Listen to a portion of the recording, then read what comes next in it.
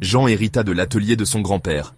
Des outils poussiéreux, des projets oubliés et un ancien émetteur radio occupait trop l'espace. L'émetteur, une imposante bête de bois et de cuivre, dominait la pièce. Jean ressentait une étrange attraction pour lui. Il passa une main sur son boîtier métallique froid. Il décida de le réparer. Les jours se transformèrent en semaines, alors que Jean réparait minutieusement l'émetteur. Il remplaça des tubes, souda des connexions desserrées et polit le laiton terni. Finalement, il actionna l'interrupteur. De la statique jaillit du haut-parleur, remplissant l'atelier d'un crépitement assourdissant. Jean ajusta le bouton de réglage, cherchant un signal. Tard une nuit, Jean était assis devant l'émetteur. Il avait travaillé sans relâche. Il tourna le bouton de réglage, espérant capter une émission perdue. Soudain, la statique se transforma. Une voix basse et gutturale perça.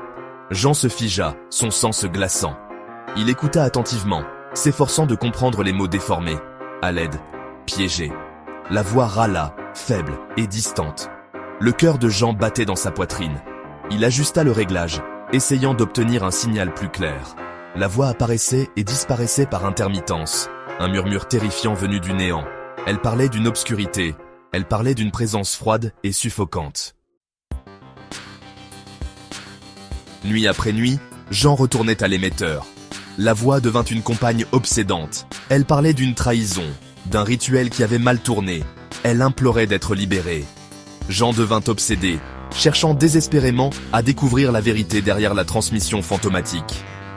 Il fit des recherches dans de vieux journaux, cherchant toute mention de disparition ou d'événements étranges. Il ne trouva rien. Il commença à douter de sa santé mentale. La voix était-elle réelle ou le fruit de son imagination? Pourtant, il ne pouvait pas se débarrasser du sentiment qu'il était observé, que quelque chose n'allait vraiment pas.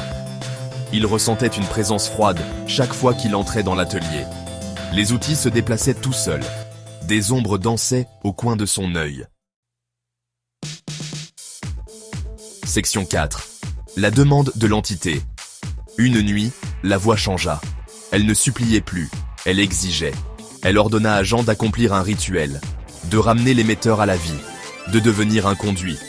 Jean hésita, la peur luttant contre une étrange attraction qu'il ne pouvait pas expliquer. La voix devint furieuse. Elle menaça Jean, lui promettant le même sort que les autres s'il refusait. Jean sentit une main froide agripper son cœur, le serrant fortement. Il savait qu'il devait s'échapper, sortir de l'atelier. Mais ses pieds semblaient cloués au sol. Section 5. Piégé. Il atteignit l'interrupteur d'alimentation, sa main tremblante.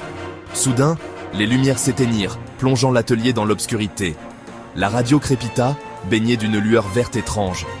La voix résonna dans le haut-parleur, plus proche maintenant, remplissant la pièce. Jean cria et recula en trébuchant sur une boîte à outils. Il gisait là, impuissant, alors que la température chutait. Il pouvait sentir quelque chose s'approcher de lui. Il ferma les yeux, murmurant une prière alors que des doigts glacés se refermaient autour de sa gorge.